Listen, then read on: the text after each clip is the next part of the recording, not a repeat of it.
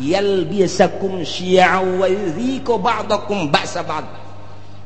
Ditimbulkan ku Allah bakal siksa. Siksana kumaha? Ialah diaduk-aduk ku Gusti Allah melalui syi'an, organisasi, golongan-golongan. Wa yudhiqu ba'dakum, diberi ngasaan ku Gusti Allah sebahagian bangsa ba'd, ku siksaan sebagian bangsa deui. Perang multinasional jeung Irak dia kasaksian ku urang. Selesai eta berangkat deui Libya. Selesai Libya, Syria. Suara nu datang ka urang geus macam-macam. Urang mun maca koran lokal mah kos kieu, mun maca koran internasional mah kos kieu, mun maca berita-berita mah kos kieu. Tinggal urang bae bingung. Sementara nu boga berita asli, nu bogana adalah Amerika. Urang teu daya teu upaya soal berita. Aya ge senundupan berita nu asli, apa iya apa tidak, apa iya apa tidak. Mulailah dikaburkeun. Bashar Assad teh merupakan Fir'aun lah. Satu sisi Bashar Assad ia telah memperjuangkan bangsa jeung negara melalui agama Islam. Satu sisi jaritakeun Bashar Assad teh ieu adalah Syiah anu luar biasa. Satu sisinya nama Wahabi, satu sisi deui Ahli Sunnah wal Jamaah. Nu jelas mah urang kebingungan kabeh. Supaya naon? Supaya mendukung ke Amerika. Teu nyaho keasianana kumaha? Tah kos kitulah wayal bisakum syi'a wa yudhiqu ba'dakum ba'sa ba'd. Perang dia kulantaran disuplai ku Iran, Amerika neuleuh heula. Bahaya sebab di Iran aya 3 rudal anu luar biasa. Nomor kahiji rudal Husein, kadua rudal Hasan, nomor katilu rudal Ali. Ngaranna ge teu kira-kira. Ngaranna teu kira-kira. Rudal Husein lamun diberangkatkeun datang ke Amerika. Rudal Hasan bisa ngajegur jang Amerika. Rudal Ali mah bisa neangan musuh susulundupan. Endeu kumaha coba hayang. Cak Amerika keketaan heula. Jieun heula coba hayang nyaho ku urang. Sok pancing melalui Israel.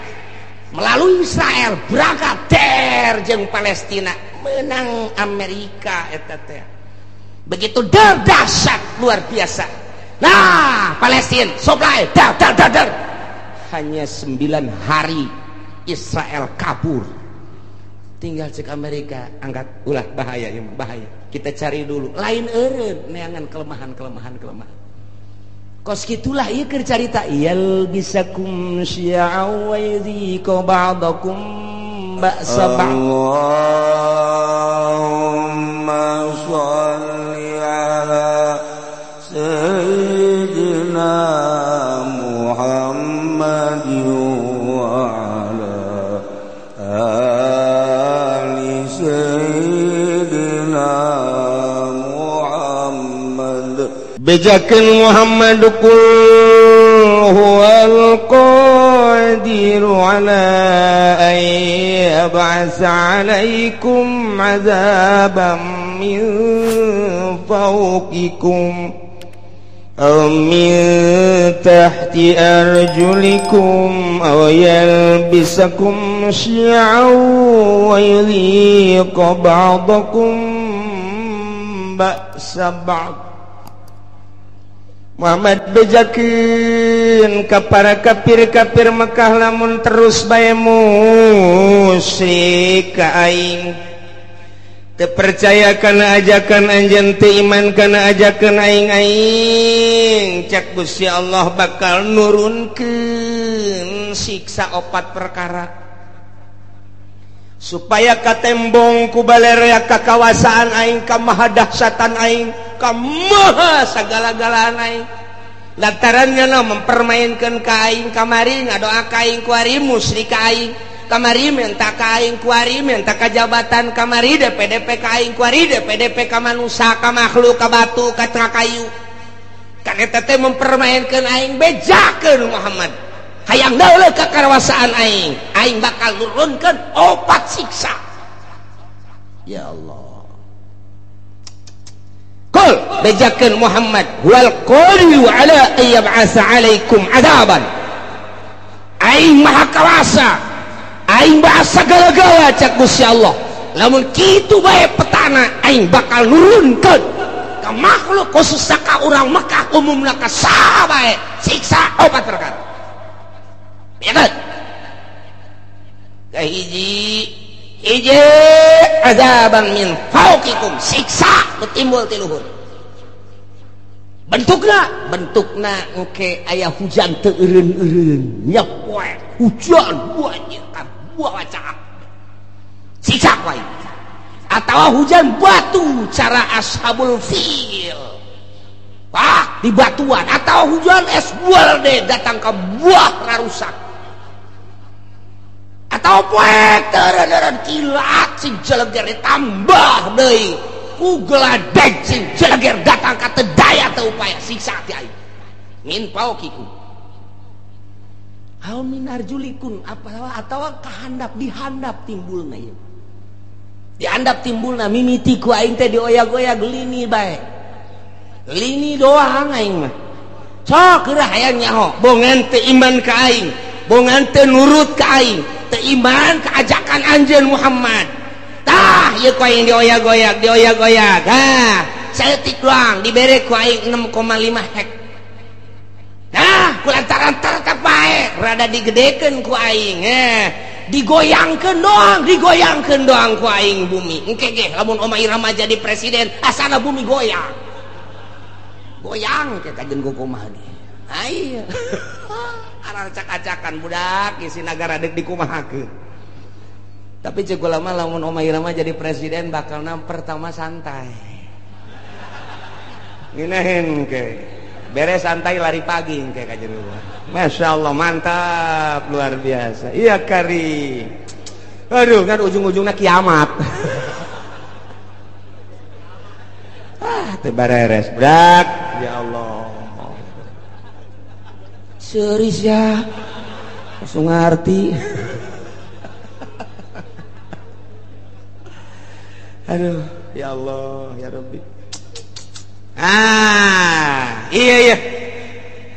iya siksa tadi ti luhur geus begakeun Muhammad nomor kadua lamun teu percaya bae teu iman ka aing tiadap mimiti lini kadua masih keneh teu iman keneh ka aing gempa ku aing rusak para rotong para risek jelebana siksa ti aing mun masih keneh bae amblas ka jero deuleu di padang datang ka kuari teu puguh kuburanana diambleskeun ku aing 1000 kejadian padang teh dibalikeun bae ku Gusti Allah kadeuleu nama gunung rek nimpah imah sabaraha ribu manusia nu kuari teu disolateun teu dipandian siksa ti aing atau tsunami model Aceh sia 200.000 manusia orang Indonesia sekaligus ya tambah jeung orang-orang luar tsunami luar biasa tambah ku aing encan inget keneh bae ka aing tambah ku aing tuh tsunami di Ciamis Pangandaran encan inget keneh bae gunung ku aing dibitukeun can inget keneh bae Lapindo ku aing hayo sia parindah ka mana sia can inget keneh bae sia ka aing can iman keneh bae tambah deui sia ku aing awas sia sakali ieu di Banten sia ku aing Gunung Merapi sia kena datang ke Bojong sia ka Pasar Kemis mah ulah liwat kesempatan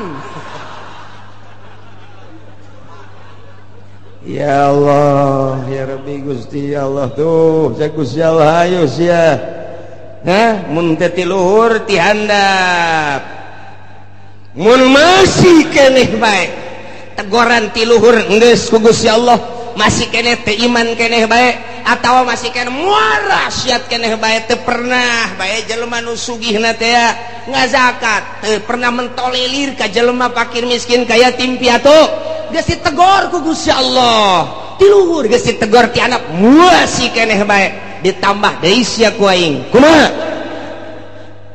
au yalbisakum syi'a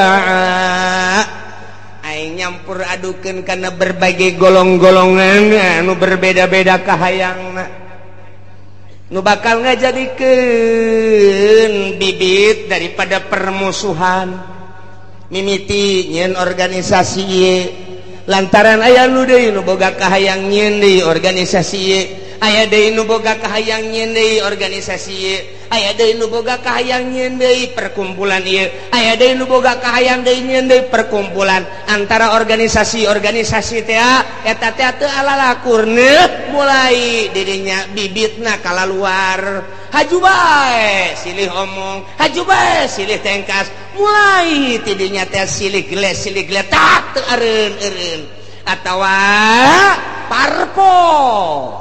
Padahal mah jang ngabangun bangsa jeung nagara, tapi kulantaran beda-beda kahayangna, ieu hayang. Di satu sisi hayang ngaberesan negara, di satu sisi deui mah hayang nyokot danana doang lantaran gede ti negara. Kabeneran dibuka demokrasi teh teu meunang dicegah-cegah, mulai nyan parpol urang ge mampu daknya kurang kene nyieun deui geus teu kahitung ku ari urang lembur mah bingungeun loba-lobana. Beda misi jeung visina ambalaya. Zaman baheula urang inget aya Golkar, aya P3, aya PDI ribut kiai jeung kiai silih omongkeun. Ribut politisi jeung politisi silih gele. Nu korban ge luar biasa loba jasa. Satu sisi kiai memperjuangkeun negara melalui P3. Jara rasaan didinya teh aya misi keislaman, atuh dakwah panggung teh luar biasa. Satu sisi pamarentahna asa tinggalin ku kiai eta teh di Golkar, nyeun huru hara aya tembak masal derege ilah syiah. So eta di dalam negara kuari luar biasa loba anak koskaran itu. Timbul organisasi-organisasi di mimitian, timbul organisasi teh Muhammadiyah, naik deui ka NU, beda visi jeung misina. Lantaran itu mah Wahabi, ieu mah ahli sunnah, naik deui, timbul deui aya Islam Jamaah, diorganisasikeun deui aya Islam LDI, diorganisasikeun aya NI, diorganisasikeun deui aya HTI, diorganisasikeun deui aya Islam Jaulah, diorganisasikeun deui aya Islam aliran kepercayaan, diorganisasikeun deui aya Islam Thariqah, diorganisasikeun berbagai Islam, beda kabeh suarana, timbul huru-hara. Aya di Qur'ana kos kitu mantak ahli tafsir mah senyum bae. Teu aneh jak Gusti Allah na geus nyaritakeun lobana kahayang merupakan siksa lantaran naon poho ka Gusti Allah kabeh. Di balik yeun organisasi aya udang. Iya aya udang di balik batu. Tah eta mah kos kitu tah. Nah, nu mentek nyeun organisasi sok diradesek. Komo dan aya kepentingan negara. Bisaan jasa Soeharto mah buat organisasi Pancasila, buat KNPI, buat organisasi tek-tek jeung bengekna dijieun supaya ngadukung ka ditu. Anu henteu milu kadinya sok deua tumpas. Kot kitulah kaayaanna. Kiai bisa antara Kiai Golkar jeung Kiai P3 jeung Kiai PDI. Kuari teh dimodernkeun. Kiai modern jeung Kiai Salap ribut luar biasa. Kiai Salap jeung Kiai Salap ribut. Tuh ieu teh geus aya, ieu teh merupakan siksa lantaran kabeh teu ka Allah. Ieulah siksa ti Gusti Allah, ausiaan aw yalbisakum syi'a teu karaha sakurang. Toel ku urang kiai eta, tuh aing sarua ka Allah, jeung ngaji. Kos kari itu ngomong. Toel kiai nu sok sangeunahna bae. Loba omong. Ayo bae urang berjuang, sia dirinya aing di dieu. Kabeh teu bisa dihijikeun. Visi dan misi disatukan teu bisa. Kabeh ngabogaan visi jeung misi nu berbeda-beda. Ribu. Ya karim, masyaallah. Lamun sarua deuk ngabangun bangsa jeung nagara, atuh daon make jeung silih gele. Silih tumpas, silih omongkeun, silih ajukeun. Ya Allah ya Rabbi, kuari geus 3 di Indonesia anu mangtak ngajadikeun huru-hara besar, KPK, polisi, hiji deui naon? Hayu sia. Kuari geus jadi 3 ngakar, tek. Geus, masyaallah. Geus teu bisa. Naon kitu ngaranna harmonis kuari teh. Geus dihandapna geus siap dek perang kuari. Abri geus kabagi 3. pihak ieu pihak itu pihak ieu geus kos kitu di Indonesia lantaran boga kahayang pancenah ieu teh negara urang pancenah ku urang dibangun danana kan ti masyarakat kunaon atuh ku ari teh kos kararitu polisi geus teu percaya ka KPK geus teu percaya ka kitu yudikatif geus teu percaya deui ka legislatif geus teu percaya deui ka eksekutif main silih salahkeun DPR kuari nyalahkeun polisi kuari nyalahkeun KPK terus bae nyalahkeun DPR nyalahkeun polisi nyalahkeun KPK di BPK ngajukeun berpermasalahan supaya tetap diangkat eksekutifna kuari kasienan berontak melalui yudikatif ieu negara urang deuk kumaha coba pikir cenah dek ngaberesan masyarakat nyanana beresan urang mah teu kumaha je kieu bae nonton nyana ieu teh kuari teh kos kitu mun hayang nyaho mah di negara urang lamun nu sok mengamati politik di Indonesia seperti eta geus teu kudu nonton TV teu kudu ngadengekeun radio ngaji sia di dieu bakal nyaho asa kieu nyaho ti mana aing mah susuganan bukan aing mah susuganan kos kitu bae lah pokona mah lamun aing salah deleukeun je nu mantak sakieu deui bakal ditangkep kaje nu di luar mah ulah geuna nyaho ji tuh polisi geus teu bisa ngamankeun DPR lantaran DPR nyalahkeun polisi KPK ge sarua bae geus kos kararitu ku ari teh pelaksana sebagai eksekutif kuari geus kasienan lantaran nu mentek kasienan teh kabeh baroga salah sedengkeun RI 1 geus amanat awas sampai tembus nyana bae sieun besi tembus di urusan rakyat endeu karumaha coba lamun dibukakeun eta kakarak judulna doang tak kakarak judul tah geus mulai tah urang nyaho tah geus mulai tah di koran mah hese mendingan ngadengekeun aing bae sia aing mah bener dek henteu kos kitu we pokona mah tah. Je, emang kumaha gitu. Masyaallah. Timbul yalbisakum syi'an eta secara nasional. Secara internasional na campur tangan bule di urang. Emrik hayang cicing di urang berleha-leha di nagarana henteu boga potensi bumi teu boga potensi negara hanya jual beli alat perang hasil produksinya na cau eueuh di Amerika mah hui eueuh di Amerika mah sueg mah komo eueuh jasa di Amerika mah mun urang ka Amerika coba urang ka ditu teh hayang sueg moal aya di urang teh hayang sueg jeung naon atuh neangan awi moal aya di Amerika mah nu sok pake nyayur teh anak awi naon ngaranna iwung coba neangan di Amerika mantap kulit betah ge iwung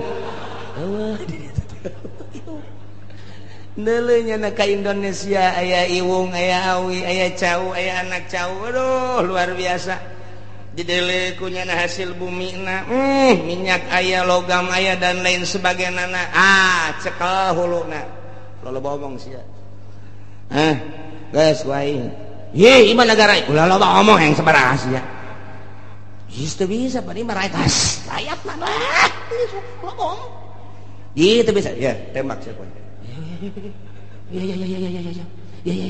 wah saya sebar persen sih ya jipan lain gula dok merek kabeh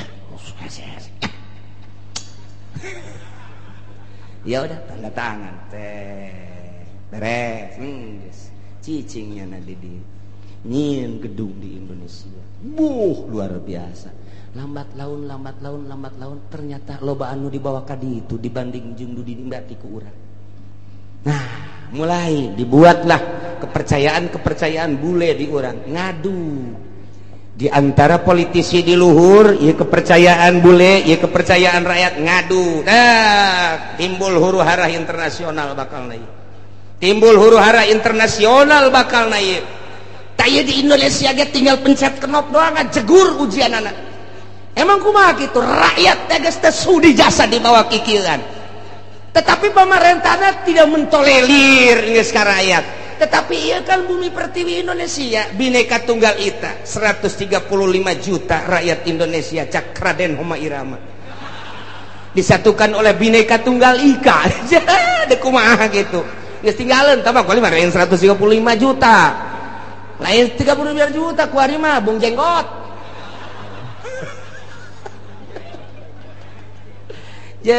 nah iya huru-hara internasional geus mendekati di Indonesia terjadilah di luar Indonesia dulu Irak akibat yalbisakum syi'a wa yudhiqa ba'dakum ba'sa ba'd dibere nyicipan ku Gusti Allah siksa sebagian bangsa jeung sebagian deui kuari mah serang kital peperangan ieu geus dibejakeun ku Gusti Allah tak ieu ayatna ulah kaget lantaran nu hiji nyembah ka Gusti Allah Irak Baghdad nu hiji nyembahna ka patung beda potensi nu aya di Irak loba luar biasa lobana Amerika teu bogaeun di dinya teh tah di dieu teh panas Amerika serang geus dikibarkan bendera salib perang luar biasa didinya muatan loba diawali ku potensi bumi nu dipake kahayang ku Amerika lantaran teu daya teu upaya supaya menggebu nah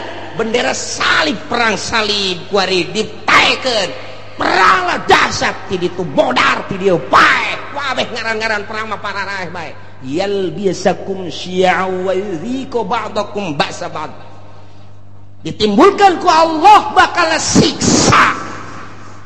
siksana kumaha ialah diaduk-aduk ku Gusti Allah melalui syiar organisasi golongan-golongan wa yudhiqa ba'dakum dibere ngasaan ku Gusti Allah sebahagian bangsa ba'd ku siksaan sebagian bangsa deui perang multinasional jeung Irak dia kasaksian ku urang selesai eta berangkat dari Libya selesai Libya Syria suara nu datang ke urang geus macam-macam urang mun maca koran lokal mah kos kieu mun maca koran internasional mah kos kieu mun maca berita-berita mah kos kieu tinggal urang bae bingung sementara nu boga berita asli nu bogana adalah Amerika urang teu daya teu upaya soal berita aya ge selundupan berita nu asli apa iya apa tidak mulailah dikaburkeun Bashar Assad teh merupakan Fir'aun lah satu sisi Bashar Assad ia telah memperjuangkan bangsa jeung negara melalui agama Islam satu sisi jaritakeun Bashar Assad teh ia adalah Syiah anu luar biasa satu sisinya nama Wahabi satu sisi deui ahli sunnah wal jamaah nu jelas mah urang kebingungan kabeh supaya naon supaya mendukung ke Amerika teu nyaho keasianana kumaha tah kos kitulah yalbisakum syi'a wa yudhiqa ba'dakum ba'sa ba'd perang dia kulantaran disuplai ku Iran Amerika neuleuh heula bahaya sebab di Iran aya 3 rudal anu luar biasa nomor kahiji rudal Husein kadua rudal Hasan nomor katilu rudal Ali ngarana ge teu kira-kira ngarana teu kira-kira rudal Husein lamun diberangkatkeun datang ke Amerika rudal Hasan bisa ngajegur jang Amerika rudal Ali mah bisa neangan musuh susulundupan ndeu kumaha coba hayang cak Amerika keketaan heula jieun heula coba hayang nyaho ku urang sok pancing melalui Israel berangkat der jeung Palestina menang Amerika eta teh begitu dahsyat luar biasa nah Palestina supply dar hanya 9 hari Israel kabur tinggal cek Amerika angkat ulah bahaya kita cari dulu lain eureun neangan kelemahan kos gitulah ieu keur carita yalbisakum syi'a wa yudhiqa ba'dakum ba'sa ba'd disiksa ku Gusti Allah ku diluhur geus dihandap geus melalui tsunami siksaan kurang kumaha dahsyatna sabaraha juta manusia anu disiksa ku Gusti Allah titah iman ka Gusti Allah tapi tetep bae teu iman dibere ku Gusti Allah. Awas cek Gusti Allah. Dua deui, hiji perbedaan golongan nomor kedua titah ngarasaan antara golongan, antara negara, antara bangsa, ribut peperangan modar kene. Kaharti apa puyeng nyeneh teh.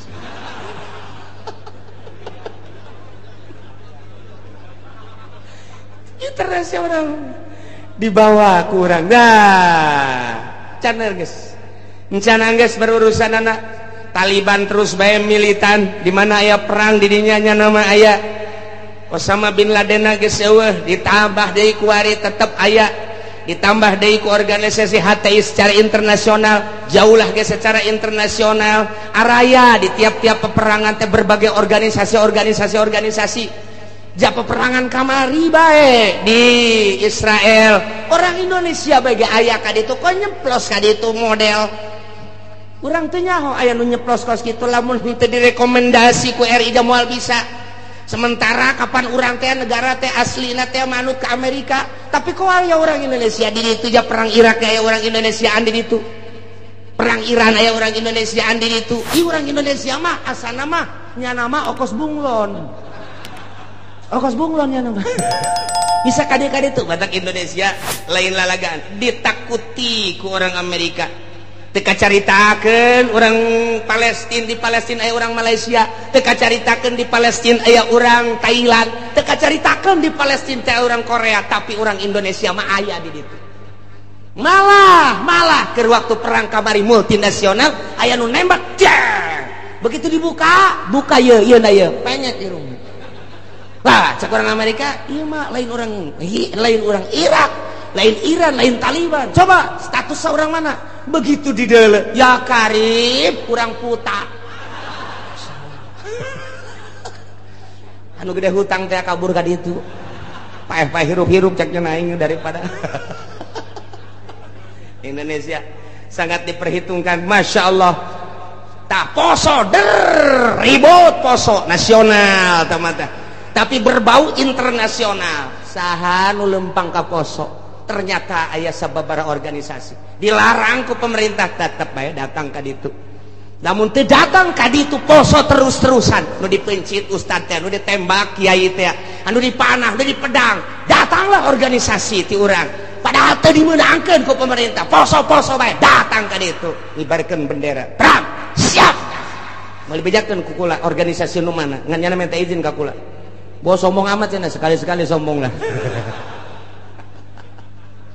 niku mah Indonesia mah kos kitu eta di Palestina bae aya di Taliban teh aya ya Allah ya Rabbi nu mantak aneh eta pan kudu make kapal udara haju kudu make biaya pan eta teh atuh make naon kitu ngaranna birokrasi perjalanan anu luar sakedangkeun steril steril luar biasa mau kemana tujuannya apa tapi aya kan di ditu Masya Allah mantap kek mun perang deui ku urang diajakkan itu naik naon cenah kiai ngojay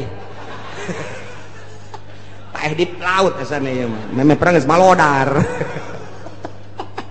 Indonesia ulah sembarangan di Indonesia nu mantap diperhitungkeun ku Amerika sangat diperhitungkan Indonesia mangke bae perangna terakhir bae cek ganas tetap di perangan mah di perangan terakhir asana bangsa Haji Makmun mah paeh ti heula moal kaburu nya nama geus siksa ti Gusti Allah leletikanana di urang antar kampung leletikanana ti urang antar desa leletikanana ti ku urang antar kiai kunaon eta lantaran boga kahayang kiai ieu ngayakeun ieu kiai ieu ngayakeun ieu teu harmonis ribut kiai jeung kiai syi'an wa yudhiqu ba'dakum ba'sa ba'd hayang rada gede melalui organisasi-organisasi hayang gede deh melalui parpol cerita tentang perbedaan di parpol anu geus teu aneh deui kuari makin dibesar-besarkeun makin digede-gedekeun urangnya ketika PKB naik bos sabaraha nu paeh saat harita sabaraha ieu ge ieu cantang tu ka hareupeuna lantaran armada Prabowo anu luar biasa armada jenggot anu luar biasa armada wah geus pohara ieu mah main ke bakal nata nah ieu sing ada ieu besi jadi siksa ti Gusti Allah. Mun sia teh iman ka aing, mun sia teu taat ka aing, teu takwa ka aing, bere siksa opat. Hiji ti luhur min fauqikum, dua ti handap min arjulikum. Mun ti luhur jeung ti dihandap teu dianggap, awas aoyel bisa kumsian aing yeun tah golongan engke golongan lain sakadar cicing wa yuziko ba'dakum ba'saban ribut perang. Jadi berarti ke saya tiditu nanu mantak cekang jeung Nabi inna ummati sataftariku ala sintaini wa sab'ina firqatan. Sayyana umat kaula bakal paberencai ngajadi 72 golongan. Kabeh ngaku ahli sunnah padahal ma'an najiyatu firqatun salamat mah bakalna sapirqah. Jararieun jelema golongan atas namana Islam boro-boro organisasi cacak-cacak partai ge make atas nama Islam. Baheula P3 make atas nama Islam, kemudian PKB make atas nama Islam, PNU make atas nama Islam. Padahal mah di Indonesia mah kapan teu meunang nyeun partai Islam lantaran KBG huluna adalah demokrasi. Teu meunang berbau sara, tapi kelantaran nipu ke masyarakat make aturan Islam lain aturan, make lebo Islam. Ujung-ujung nama atuh teh lah nanaonan ribut Golkar jeung P3, ribut P3 jeung PKB, ribut KB jeung PNU, ribut jeung PD, ribut.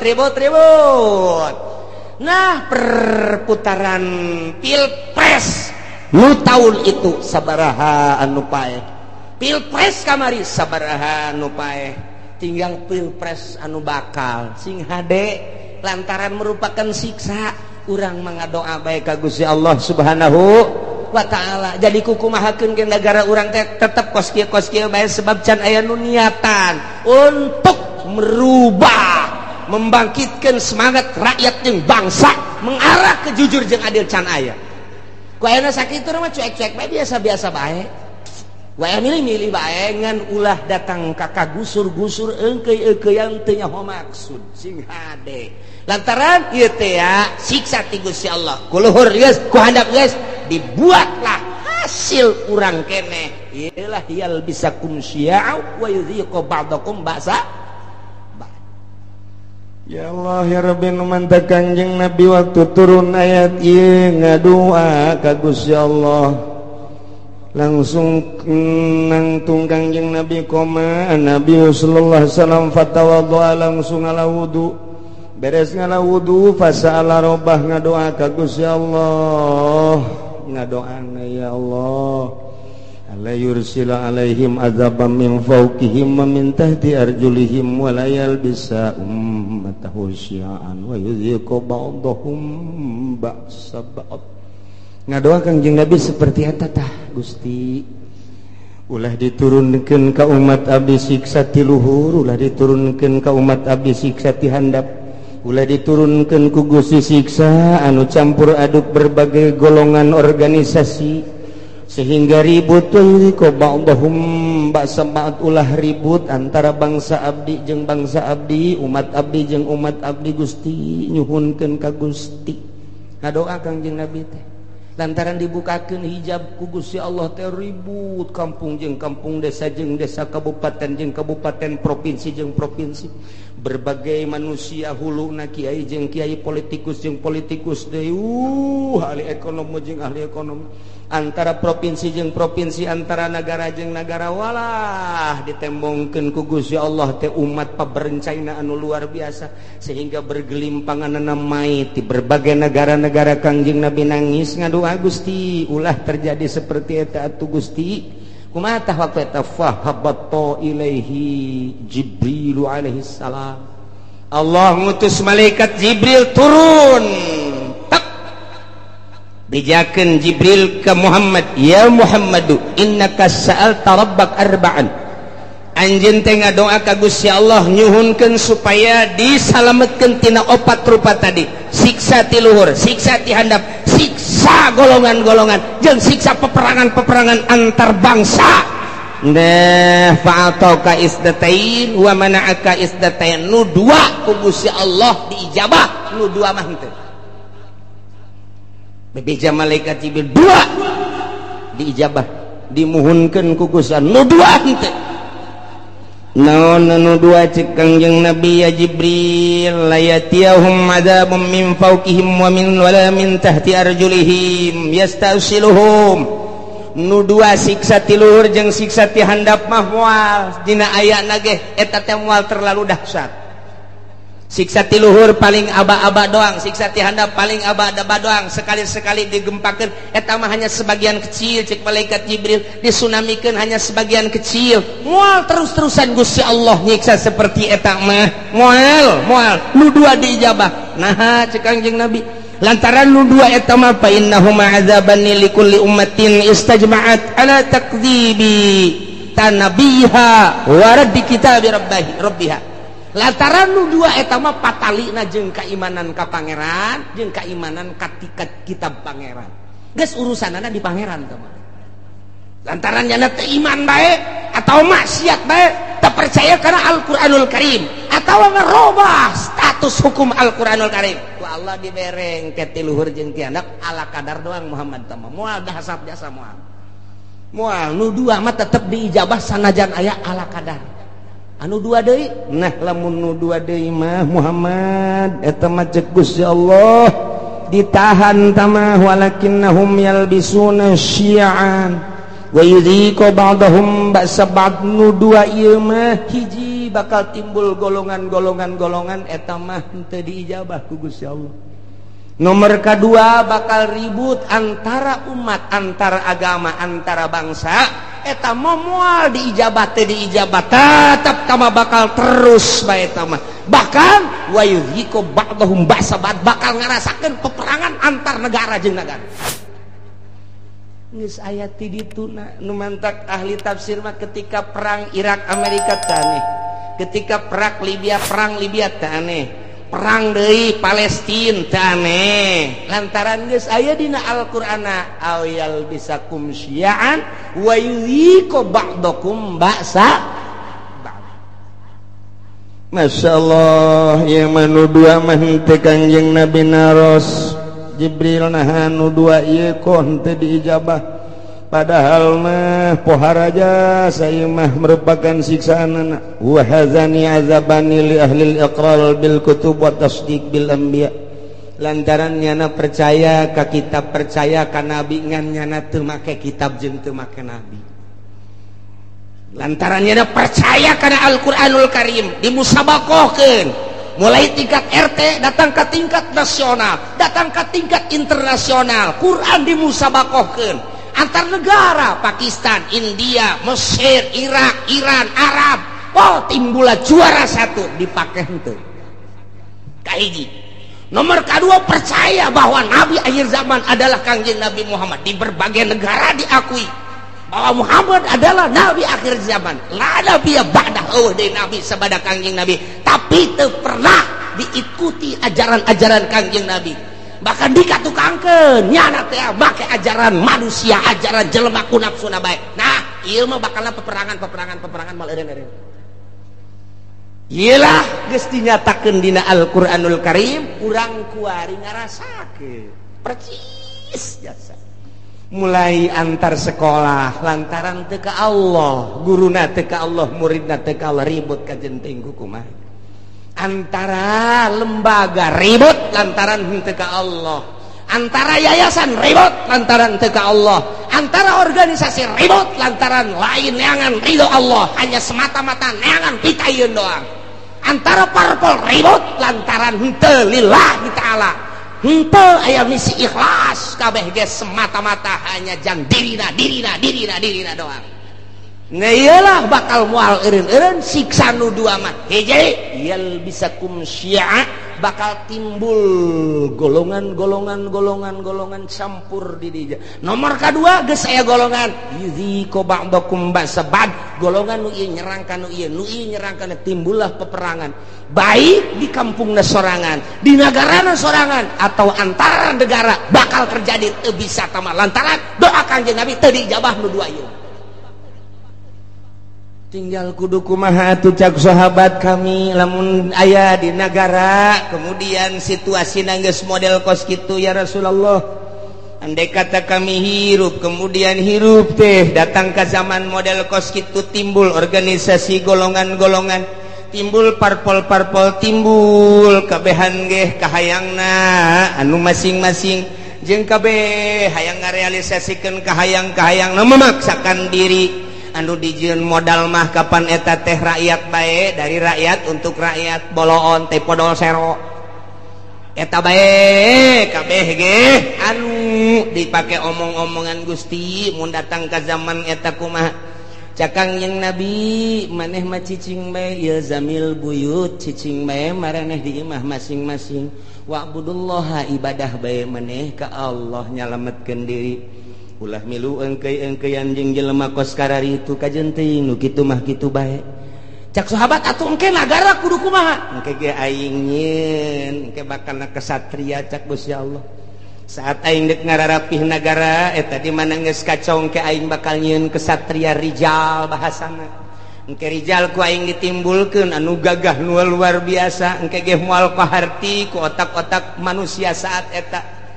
Bakal mimpin bangsa, mimpin umat, mimpin negara di luar konstatir manusia. Engke ge bakal ditimbulkeun ku aing tah ke geus aya kesatria bakalna ke kakarak umat nuturkeun satungtung can aya kesatria mah ulah waka. Cek manusia engke cirina kumaha Gusti eta kesatria nu bakal mimpin bangsa model kos kitu teh cirina deuleu bae engke si Semar. Bakal boga ponggawa opat manehanana teh kabeh ge khawarikun lil adat deuleu engke si Semar cak Gusti Allah manjat cenah Kanjeng Nabi geus nyahon ka Semar ya Semar mah belah dieu tah zaman kamari tah mah zaman Wali Sanga Semar mah tah mah mimiti aya wayang gelar kadua wayang kulit katilu wayang golek jadi nya kok Kanjeng Nabi nyahon ka Semar ai sia otak teh ditenden di dengkul bleon payahna coba tunaikeun ka dada. Ye si Semar teh eta teh adalah lambang seorang wali.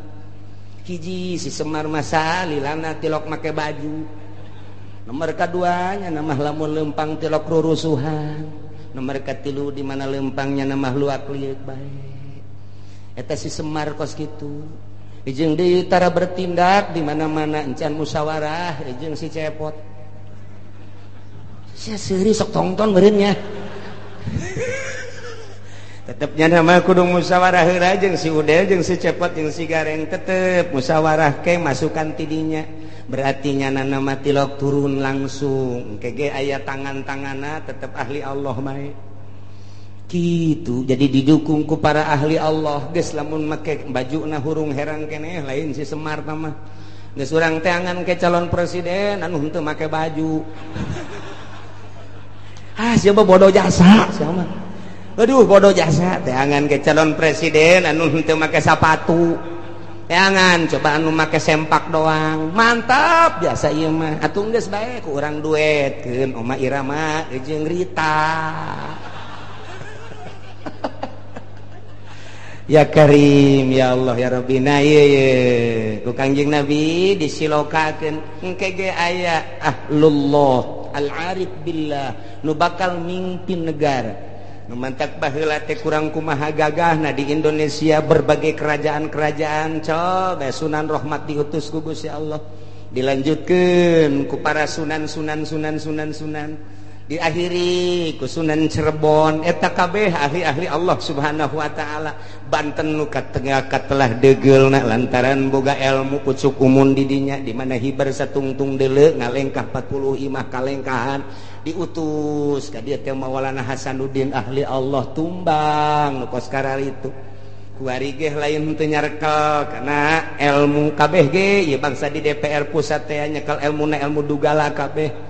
Lantaran manehanana ditembak supaya ngebul di anu supaya anu nyekelna ilmu karari tu wungkul lantaran ieu nu kuari mah tapakna kabeh ge di Pelabuhan Ratu jeung Nyi Roro Kidul. Masya Allah satungtung can kadeuleu bakal aya kiai ge menyuarakeun kiai nu asli. Ikuti. Urang lamun di deuleu kamari eta Gus Dur teh Kosi Semar ja. Percis Kosi Semar. Coba ge amati coba. Coba ge amati ku tukang wayang makanya hoan ge.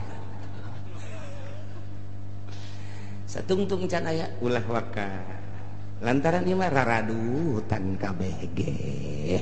Geus salametkeun diri urang saat engke sakedeung deui urang batur ihyak-ihyakan urang mah Allahu Akbar.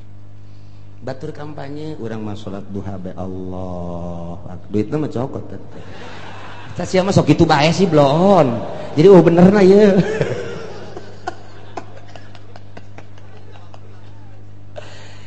Tah jadi urang kuari alhamdulillah sanajan bari jeung saminggu sakalinya ho urang informasi akurat ti Gusti Allah Subhanahu wa taala khususna dakwah ka umat-umat di Mekah baheula umumna kuari ka urang balerea.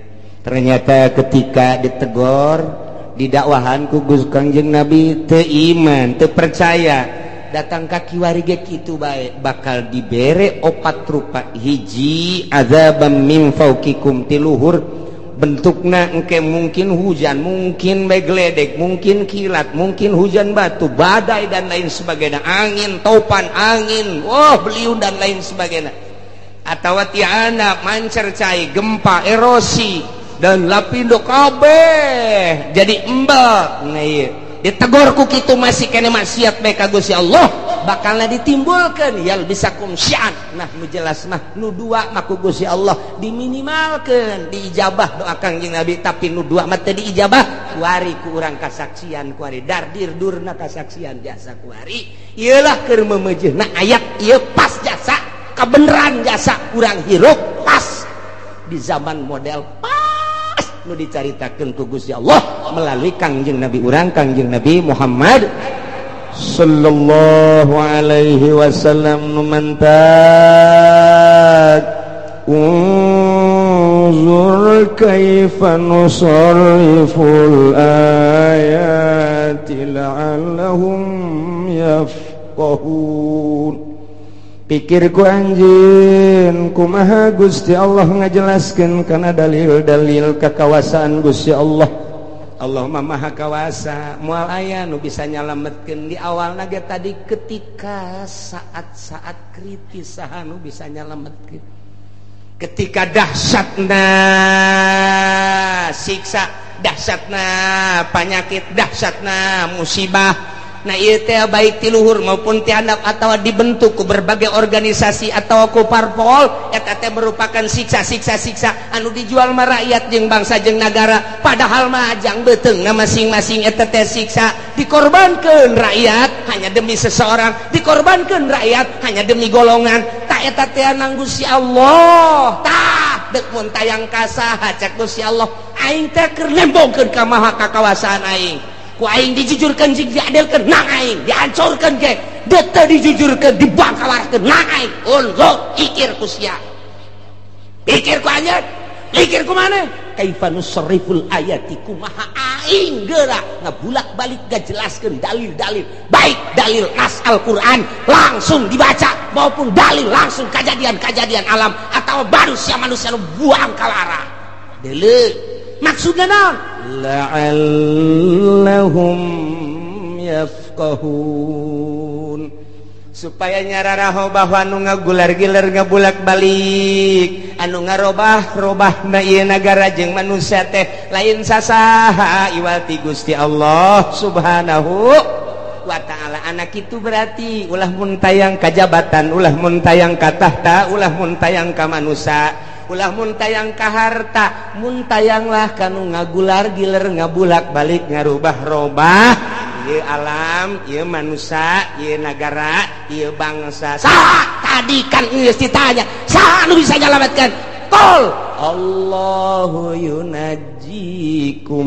Nu bakal bisa nyalametkeun mah Gusti Allah Subhanahu wa ta'ala. Setelah urang nyaho nu bakal nyalametkeun Gusti Allah, engke ge Allah mere sabab ka manusia, ka satria, nu bakal nyalametkeun bangsana engke ditimbulkeun ku Gusti Allah, ahli Allah anu selalu ka Allah bae. Berangjeng penting mentana ka Gusti Allah ke manusia ge bakal paham karena caritaan-caritaan kesatria eta. Iyalah seorang waliullah, nyananya nyamaran engke aya di nagara, engke aya di pedagang, engke aya di petani, engke aya di kalangan cacah, engke aya di kalangan menak, selalu aya nyana mah hadir, diakui ku berbagai lapisan masyarakat. Etalah engke nu bakal mawa bangsa jeung negara di tiap-tiap negara masing-masing, baik di Indonesia maupun di luar Indonesia. Amerika nu selalu jadi musuh sebab Yahudi kadinya, komplotan etalah nu bakal jadi musuh biang keladi lantaran didinya bakal nate timbul Yahudi anu bakal jadi sasarana tatap Islam baik mulai di timur tengah datang ke urang ka dieu. Tinggal urang mun tayang ka Gusti Allah, mudah-mudahan urang kabehan ditangtayungan ku Gusti Allah, bangsa jeung negara urang ditangtayungan ku Gusti Allah, rakyat jeung pembesar-pembesar ditangtayungan ku Gusti Allah, sehingga Allah mele perturungan ka urang kabehan, urang dibere buka mata hati urang, mun silak neuleuh